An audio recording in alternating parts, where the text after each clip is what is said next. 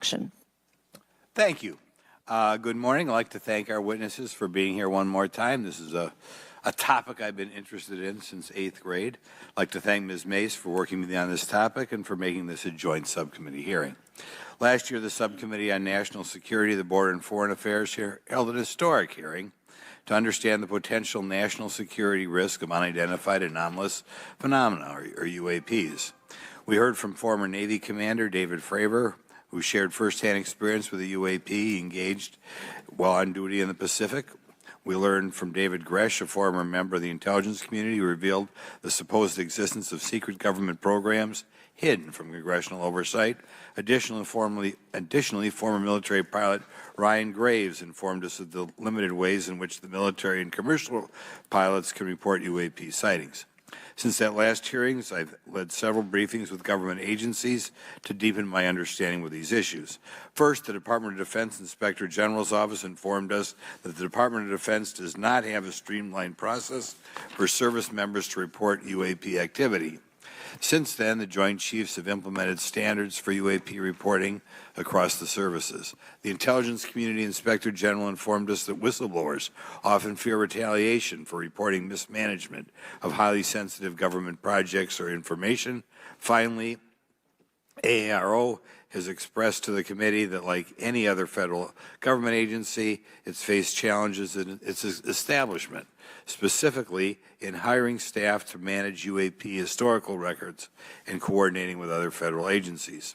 While these agencies have been helpful to us in understanding the challenges that come from collecting UAP data, none of them have been able to substantiate the claims made at this hearing last year by David Grush.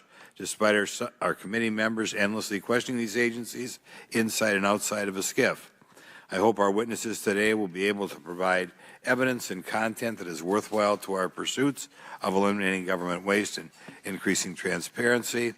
To help alleviate some of the roadblocks, I'm supportive of measures that were included in last year's National Defense Authorization Act to increase transparency and improve record-keeping measures when it comes to UAPs.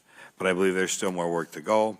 I co-led the Safe Airspace for Americans Act with Ranking Member Garcia, which requires the Federal Aviation Administration to develop procedures to collect UAP data from civilian aviators.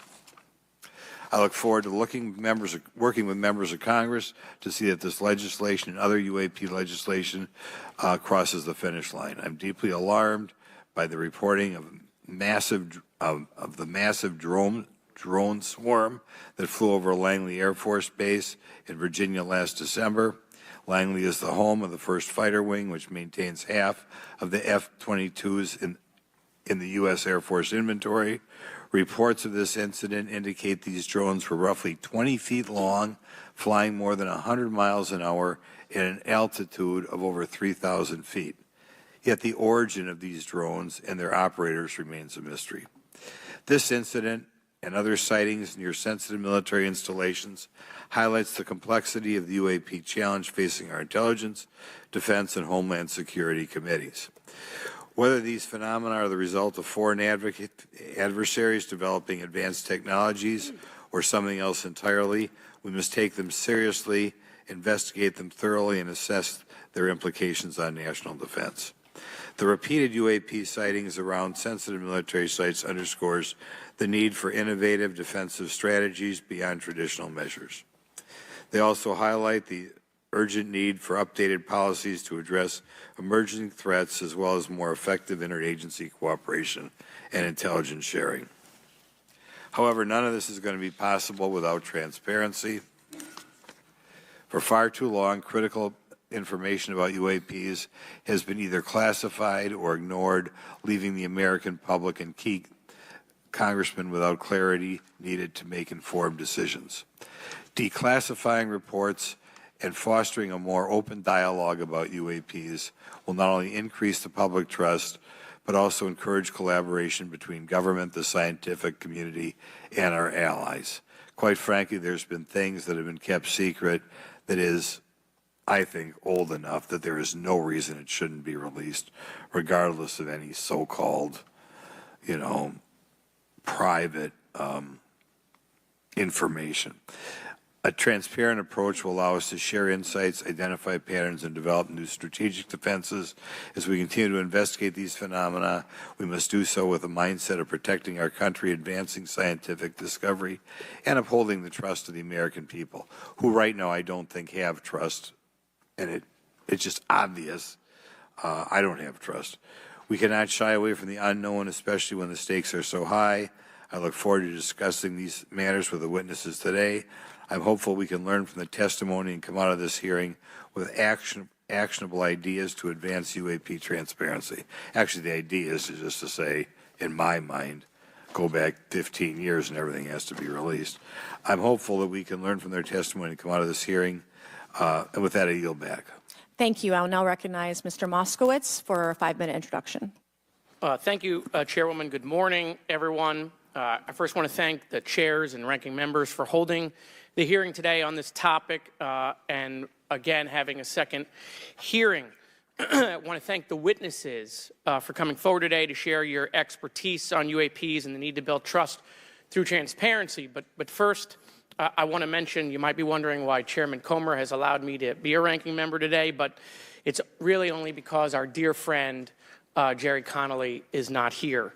As Chairwoman Mace mentioned, he was diagnosed with esophageal cancer, and all of us on this committee know Jerry, and he's a fighter, and we're praying for him and hoping for his speedy recovery. So today's hearing marks this committee's second meeting dedicated to UAP transparency.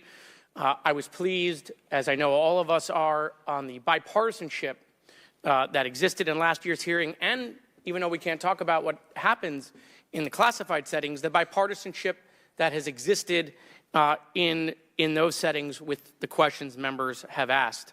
Last year's hearing was a great example of open dialogue about UAPs, and we must remain committed to sharing information with the American people. And I think you see that commitment based on the people here and the commitment across the political spectrum. I personally have worked with multiple members of this committee, but I want to particularly thank Congressmen Burchett, Mace, Luna, and Garcia for working on bipartisan pieces of legislation. In recent years, Congress has taken numerous bipartisan steps towards greater transparency. In 2022, in the NDAA, we created the All-Domain Anomaly Resolution Office to investigate unidentified flying objects. Following Aero, along with ODNI, released an unclassified report on UAP sightings. Of the 366 sightings included in the report, 171 remain uncharacterized, with some of these appearing to have demonstrated unusual flight characteristics or performance capabilities. That's a nice way of saying we don't want to tell you what they are. In March, Aero revealed a report on the historical record of U.S. government involvement with UAPs, which covered investigatory efforts going back from 1945 to the present day. Earlier this year, I joined Congressman Burchett to introduce the UAP Transparency Act, which would require the declassification of all documents related to UAPs with many other members of this committee. In fiscal year 2024, the NDAA required the National Archives and Records Administration to establish the Unidentified Anonymous Phenomena Records Collection. This collection will include digital copies of all unidentified UAP records that can be publicly disclosed. This commitment in transparency is vitally important, and unnecessary overclassification has led to a void of information, which has allowed theories over the decades to foster. When the American people and members of Congress ask, are reports of UAPs credible, we're met with stonewalling. We're met with responses of, I can't tell you. And in fact, we're met with people not wanting us to have hearings. We're met with people not wanting us to ask you questions. In fact, many of us were told not to ask some of you certain questions on certain topics.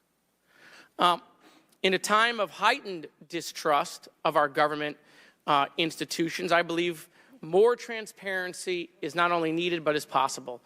And obviously we can respect national security limits, but we also have to provide our constituents with the information and oversight that they have tasked us for. As part of this, government agencies must maintain open lines of communication with members of Congress. And there are regular questions that Americans have. What are UAPs? Are they real? Are they ours? How has this technology been developed? How do they get funded, right? And now we've seen this has gone from a long time ago where you could discredit people because it's some guy living in a Winnebago. You're able to see people now, these are pilots, these are military, these are folks with serious backgrounds. This has changed the face of this because now we have video. People will have questions. We know there are advanced technology programs. Almost 15 years ago, one of those came out of Area 51 to go after Osama bin Laden. And the only reason we know about that is because one of those helicopters was downed. Americans have questions about whistleblowers who have come forward to talk about retribution. And so I want to thank everyone for being involved today on trying to get more transparency. This has been bipartisan, bicameral, and as we get into a new administration, the president-elect has talked about opportunities to declassify information on UAPs, and I hope he lives up to that promise. And with that, I yield back.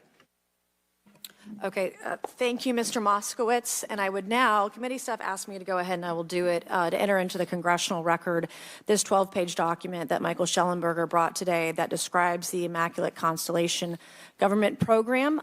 So we will do that now. Every member up here has a copy of it. The first section talks about the unacknowledged special access program called Immaculate Constellation, and the second section about USG imagery intelligence. And Representative Luna just told me if I say Immaculate Constellation, I'll be on some list, maybe a FISA warrant. So come at me, bro, I guess. But without objection, entered in the record. All right, so next we will introduce our witnesses for today's hearing. Thank you so much for being here.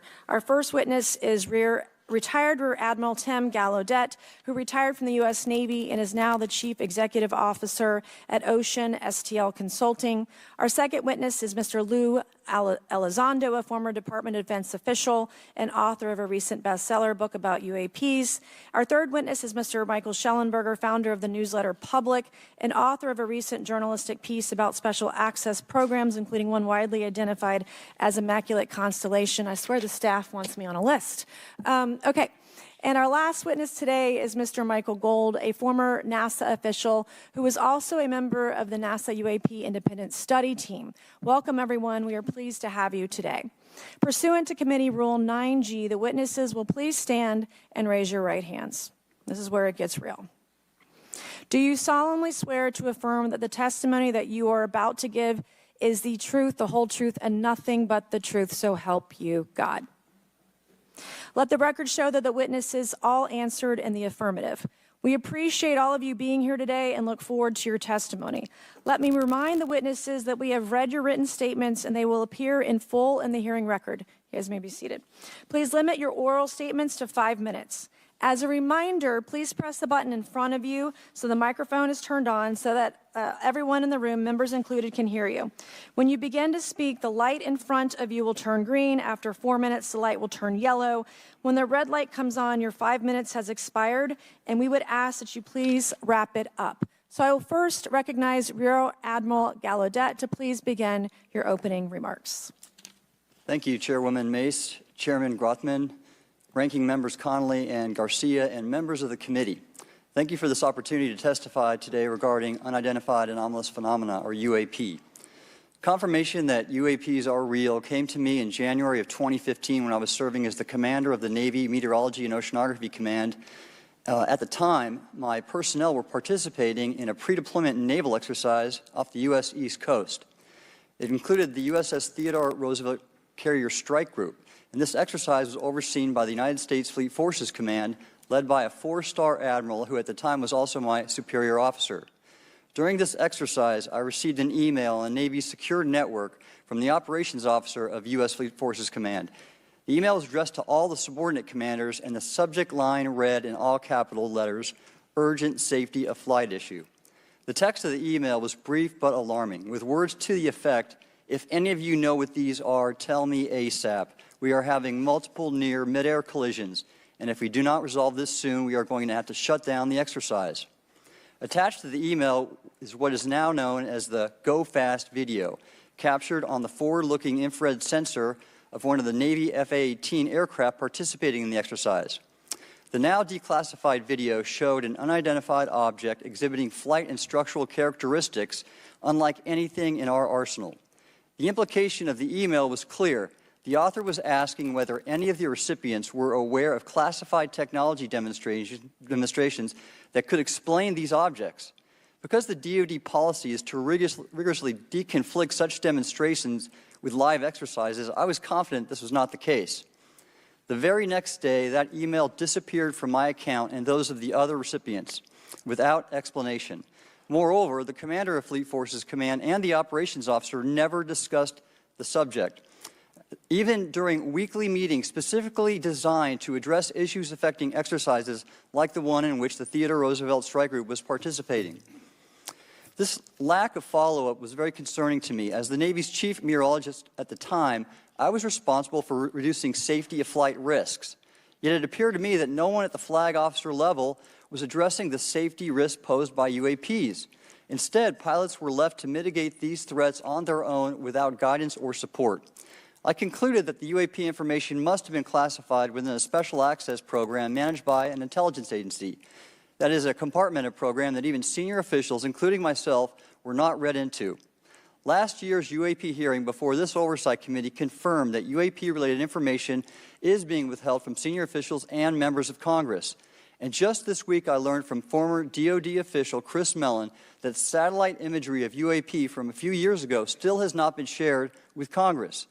Equally concerning, last year's UAP hearing also revealed that elements of the government are engaged in a disinformation campaign to include personal attacks designed to discredit UAP whistleblowers. Having never signed a non-disclosure agreement regarding UAPs, and now as a private citizen, I've become an advocate for greater UAP transparency from the government. The continued overclassification surrounding UAPs has not only hindered our ability to effectively address these phenomena, but has also eroded trust in our institutions. While I applaud previous bipartisan legislation passed by Congress concerning UAPs, a more comprehensive approach is needed to address the broader implication of UAP on public safety and national security, as well as the socioeconomic opportunities that open UAP research could unlock. Therefore, I recommend Congress take the following action, which I believe will receive bipartisan support. First, establish robust oversight of the executive branch's management of UAP information by directing key officials, beginning with the director of the DoD's All-Domain Anomaly Resolution Office, to provide comprehensive briefings on what the government knows about UAP and does not know. Two, enact the provisions of the UAP Disclosure Act that establish a UAP Records Review Board to ensure independent oversight, transparency, and accountability in the government's handling of UAP information. And three, strengthen the UAP Disclosure Act and future reauthorizations with provisions that mandate a whole-of-government approach to addressing UAP. In closing, I will share my personal reasons for speaking out on this topic. First, as a former science agency leader, having led the National Oceanic and Atmospheric Administration, I've always sought the truth in human knowledge and thought. Now that we know UAP are interacting with humanity, and these include unidentified submerged objects in the ocean, we should not turn a blind eye, but instead boldly face this new reality and learn from it. Additionally, at a time when leaders in government leave much to be desired, I feel obligated to show moral leadership on this issue of UAP disclosure by validating the credibility of the courageous men and women who have come out as witnesses and whistleblowers to expose the truth. My speaking out has encouraged others to do the same, and it's my hope over time that a number of your constituents will want to know the truth and about UAP, and this number will increase to such an extent that the congressional action I have just recommended will become inevitable. Thank you, and I look forward to your questions. Thank you. I will now recognize Mr. Elizondo for his opening statement. Greetings, Chairwoman Mace, Chairman Grothman, Ranking Members Connolly and Garcia, and members of the committee. It is my honor and privilege to testify before you on the issue of unidentified anomalous phenomenon, formerly known as UFOs. On behalf of our brave men and women in uniform and across the intelligence community, as well as my fellow Americans who have awaited this day, thank you for your leadership on this important matter. Let me be clear. UAP are real. Advanced technologies not made by our government or any other government are monitoring sensitive military installations around the globe. Furthermore, the U.S. is in possession of UAP technologies, as are some of our adversaries. I believe we are in the midst of a multi-decade secretive arms race, one funded by misallocated taxpayer dollars and hidden from our elected representatives and oversight bodies. For many years, I was entrusted with protecting some of our nation's most sensitive programs. In my last position, I managed a special access program on behalf of the White House and the National Security Council. As such, I appreciate the need to protect certain sensitive intelligence and military information. I consider my oath to protect secrets as sacred, and I will always put the safety of the American people first. With that said, I also understand the consequences of excessive secrecy and stovepiping. Nowhere was this more apparent than in the aftermath of 9/11, which many of us remember all too well. I believe that America's greatness depends on three elements: A, a watchful Congress; B, a responsive executive branch; and C, an informed public. Over the last decade and a half, I learned that certain UAP programs were and are operating without any of these elements. Although much of my government work on the UAP subject still remains classified, excessive secrecy has led to grave misdeeds against loyal civil servants, military personnel, and the public, all to hide the fact that we are not alone in the cosmos. A small cadre within our own government involved in the UAP topic has created a culture of suppression and intimidation that I've personally been victim to, along with many of my former colleagues. This includes unwarranted criminal investigations, harassment, and efforts to destroy one's credibility.